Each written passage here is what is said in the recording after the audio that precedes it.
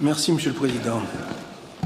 Monsieur le Président, chers collègues, le 9 avril 2021, Monsieur Nègre nous proposait d'attribuer à la SARL à Biche le contrat de délégation de service public portant sur l'exploitation du lot de plage numéro 4, dit Ava-Biche, à Cagnes-sur-Mer, pour une durée de 12 ans, soit du 1er janvier 2022 au 31 décembre 2033. En effet, inaugurée en 2022, cette gestion a dérapé dès l'année suivante avec le non-respect du permis de construire constaté par la DDTM le 5 septembre 2023 et la mise en redressement judiciaire de l'exploitant le 20 décembre 2023.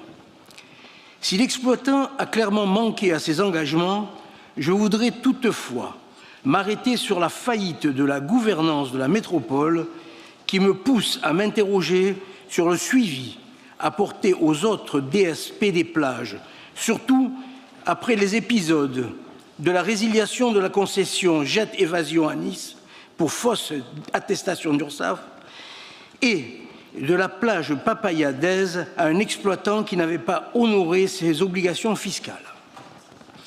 Dans le rapport que vous nous avez présenté, cher Monsieur Nègre, il retrace précisément des écarts de gestion sur la société Abiche. Il est indiqué, d'une part, que la métropole a découvert avec 4 mois de retard la mise en redressement judiciaire de l'exploitant et d'autre part, qu'elle n'a eu communication qu'en juin 2023 de l'attestation d'assurance pour apprendre 10 mois plus tard qu'il s'agissait d'un faux.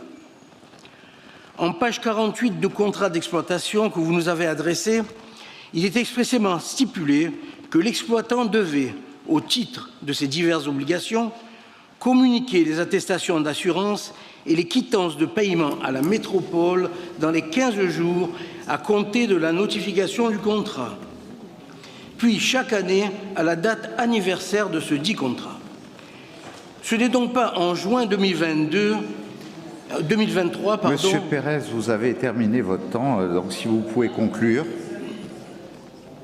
Alors, j'aimerais savoir, Monsieur le Président, quelles sont les mesures prises pour exercer efficacement le contrôle des activités balnéaires déléguées par la métropole et vous demander un audit général sur les concessionnaires. Merci, Monsieur le Président.